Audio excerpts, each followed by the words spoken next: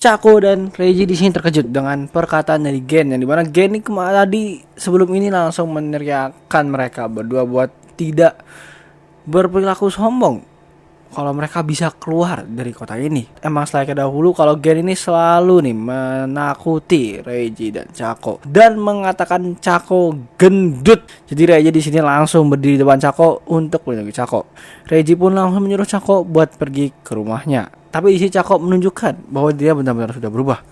Cako mengatakan bahwa Reiji dan dirinya sudah tidak bisa bahagia lagi di kota ini. Jadi Cako meminta kepada Gen untuk membiarkan Reiji dan Cako pergi dari kota ini.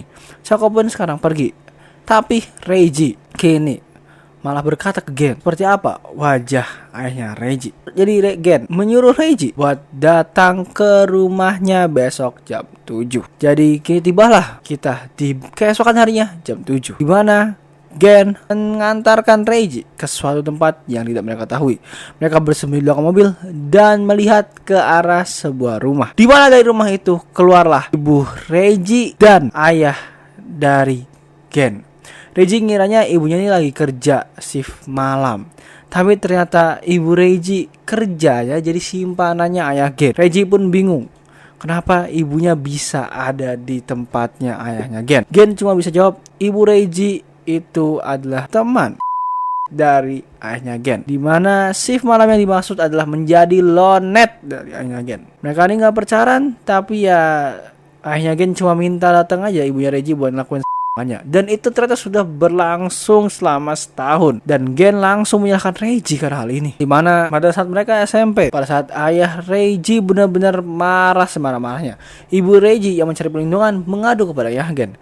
Jadi ayah Gen di sini sebagai pria langsung melindungi ibunya Reiji, dan itu aja yang dia dengar. Tapi sebagai kompensasinya, ayahnya Gen meminta perjanjian kecil kepada ibu Reiji.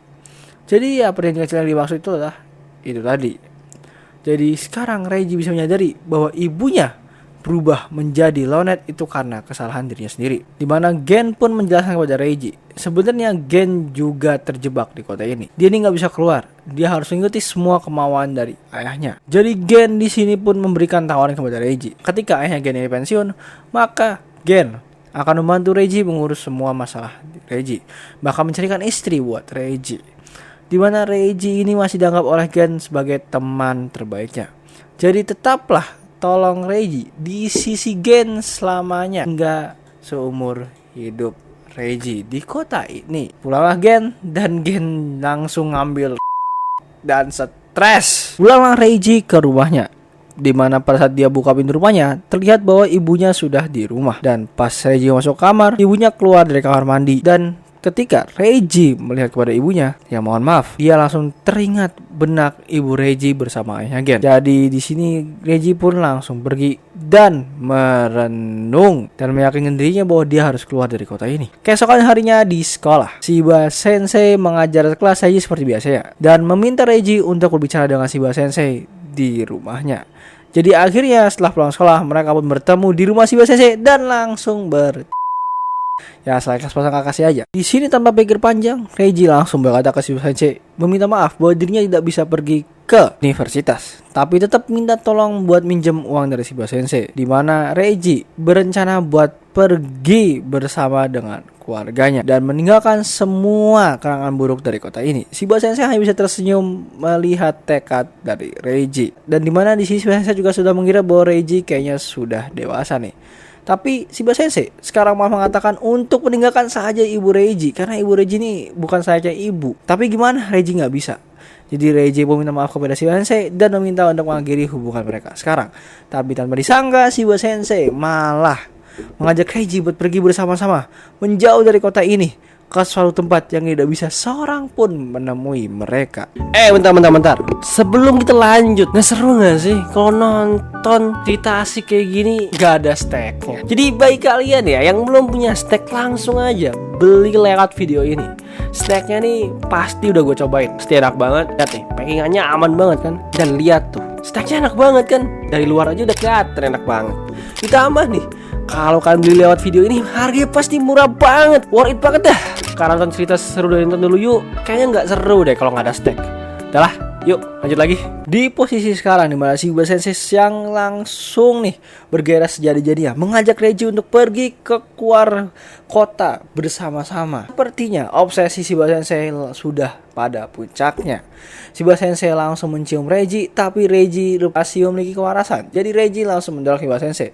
Tapi Shiba Sensei memperkatakan dirinya sekali lagi dengan nama Yuri Shibasawa. Jadi Reiji diminta oleh Shiba Sensei untuk memanggilnya dengan nama depannya Yuri. Karena Shiba Sensei akan memberikan semuanya yang Reiji mau, semuanya yang Reiji minta. Karena Shiba Sensei juga sudah membuang banyak hal. Tapi Reiji yang masih memiliki kewarasan langsung berdiri berteriak ke Shiba Sensei dan pergi dari Shiba Sensei dan mengucapkan terima kasih untuk semuanya. Di sekolah keesokan harinya, kehidupan sekolah berjalan dengan normal sampai masuklah pelajaran Shiba Sensei, di mana tiba-tiba Reiji mendapatkan pesan dari ibunya kalau ibunya mau ke sekolah. Dan benar aja, sebelum pulang Reiji dipanggil oleh Shiba Sensei buat stay di kelas ini. Jadi setelah jam pulang sekolah, tibalah ibu Reiji dengan Shiba Sensei bertemu dengan Reiji. Di mana ini bisa dibilang adalah sesi konseling untuk Reiji. Di mana Shiba Sensei langsung menambahkan pertanyaan kepada ibunya Reiji. Kalau Reiji nih mau ke universitas. Tapi ibunya Reiji nih semacam tidak tahu sebenarnya apa sih yang dimaksud oleh Shiba Sensei. Shiba Sensei menjelaskan bahwa Reiji adalah murid yang baik, murid yang teladan. Jadi Shiba Sensei pun memohon kepada ibu Reiji buat membiarkan Reiji pergi. Jadi kini ibu Reiji hanya bisa tertawa karena Reiji nggak bilang apa-apa ke ibunya. Reiji cuma bilang dia mau kerja buat bantu ibunya. Dan ibunya pun mengizinkan Reiji buat pergi. Mendengar itu Shiba Sensei langsung berdiri dan bersemangat lagi. Dan Shiba Sensei pun bisa mempersilahkan ibu Reiji buat pulang. Dan Shiba Sensei pun juga sekarang akan mensupport Reiji semampunya dan akan selalu berada di sisinya apapun itu alasannya. Sesi konseling pun berakhir. Mereka pun hendak pergi. Tapi ada suatu surat yang diberikan oleh Shiba Sensei. Di mana? Di dalam surat itu terdapat kunci rumah Shiba Sensei. Shiba Sensei pun berpamitan kepada Reiji dan ibunya. Reiji dan ibunya pun kini pergi ke rumahnya. Berjalan di tengah hujan sembari bercakap-cakapan. Di mana Reiji pun minta maaf kepada ibunya dan ibu Reiji pun minta maaf juga kepada Reiji karena telah mengambil semua kedamaiannya dan pergi meninggalkan keluarga mereka. Permasalahannya di sini, Reiji sebenarnya tuh agak bingung mau jawab apa. Tapi setelah ibu Reiji mengatakan itu, dia langsung kehilangan tenaganya, seolah dia kaget dengan kejadian barusan yang dia alami. Dikarenakan itu semua adalah mimpi dari ibu Reiji sebelum ini. Karena pada masa lalu, ibu Reiji ini benar-benar menderita banget. Dia harus mengawasi neneknya Reiji. Harus melahirkan Reiji di usia yang bisa bilang tergolong muda. Banyak banget stres, banyak banget masalah yang ibu Reiji hadapi. Sehingga tidak bisa membuat dirinya berkuliah ataupun mencapai mimpinya satu persatu. Dia pun meminta maaf kepada Reiji bahwa dirinya sudah gagal menjadi ibu yang berguna. Tapi Reiji pun bilang kepada ibunya bahwa dirinya tidak akan pergi kemana-mana. Tapi ibu Reiji mengatakan satu hal yang sangat tidak terduga, bahwa Shiba Sensei terlihat menyukai Reiji. Ibu Reiji sadar atas tindakan dari Shiba Sensei. Terlihat dari mata Shiba Sensei yang berbinar-binar ketika melihat Reiji. Itu bukanlah tatapan seorang guru, tapi itulah tatapan seorang wanita. Reiji pun bingung maksud dari ibunya ini apa. Ibu Reiji langsung sekarang menanyakan kepada Reiji apa amplop yang Reiji terima dari Shiba Sensei. Jadi Reiji pun sekarang menceritakan kisahnya bertemu dengan Shiba Sensei. Dari dia yang mencoba bunuh ke sungai dan berakhir di rumahnya Shiba Sensei. Ibu Reiji kaget langsung memeluk Reiji dan meminta kepada Reiji untuk tidak meninggalkan mereka semua. Dan jika Reiji mau pergi, tolong bawa ibu juga. Reiji terkejut, tapi mukanya ibu Reiji lebih gak ngotak lagi. Ibunya Reiji bukannya sedih atas tindakan Reiji, tapi malah tersenyum atas tindakan Reiji dan memohon untuk membawa dirinya juga jika Reiji mau pergi. Di keesokan harinya, kelas pun dimulai. Shiba Sensei hendak mengabsen semua muridnya, tapi Reiji tidak hadir. Reiji masih kaget dengan tingkah laku ibunya. Jadi Reiji pun langsung mengajak ibunya untuk segera pulang. Di rumahnya, neneknya Reiji ini marah banget karena satu ruangan bau. Dia pun teriak marah-marah. Reiji pun langsunglah beristirahat di kamarnya, di mana dia mendapatkan pesan dari Shiba Sensei tentang amplop yang dia terima. Tapi pada saat Reggie hendak tidur, bener-bener neneknya marah-marah, semuanya dipukulin, dia pun teriak-teriak. Sampai tibalah terdengar suara pintu terbuka. Ternyata ibu Reggie masuk ke kamar Reggie dan meminta kepada Reggie buat ibunya tidur bersama dengannya.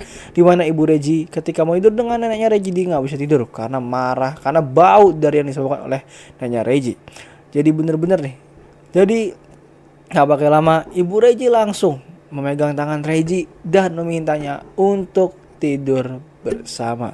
Meskipun hanya untuk malam ini aja. Langsung setelah mereka bersiap untuk tidur, muncullah perbincangan antara ibu dan anak, di mana Reggie berencana buat berhenti sekolah dan mulai bekerja. Dan dia juga, tapi tanpa Reggie sangka, ibu Reggie mau menawarkan sebuah solusi yang benar-benar berbeda. Dia malah menyarankan Reggie untuk pergi dari kota ini bersama dengan ibunya. Jadi ya udah, Reggie nggak perlu berpikir untuk buat kerja ataupun masuk kuliah lagi. Karena emang bener banget nih guys, suasana di rumah Reggie tuh chaos banget. Satu keluarga ya. Semua tembok dipukulin, teriakan di mana-mana. Dan kira-kira apa nih yang terjadi ketika ibu Reggie dan Reggie keluar dari rumahnya ataupun menghilang dari kota ini? Kira-kira akan menarik nggak sih untuk keluarga Reggie? Dan ternyata ibunya Reggie dan Reggie ini benar-benar mirip. Ternyata dahulu ibu Reggie juga mencoba untuk mengakhiri segalanya pada saat waktu kelas 11 SMA, di mana dia itu mencoba untuk mengakhiri segalanya bersama dengan pacarnya. Reggie sadar, nih kayaknya cerita yang mirip nih dengan Spring Coffee. Dan ternyata bener banget, ibu Reggie udah kenal banget dengan SM Mori.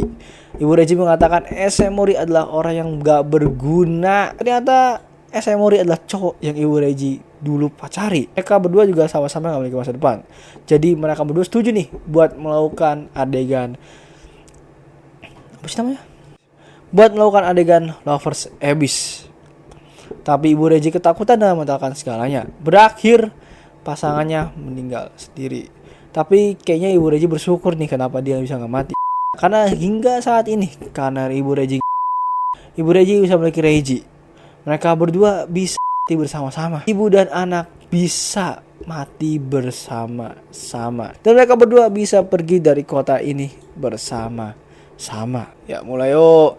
Yuk mulai.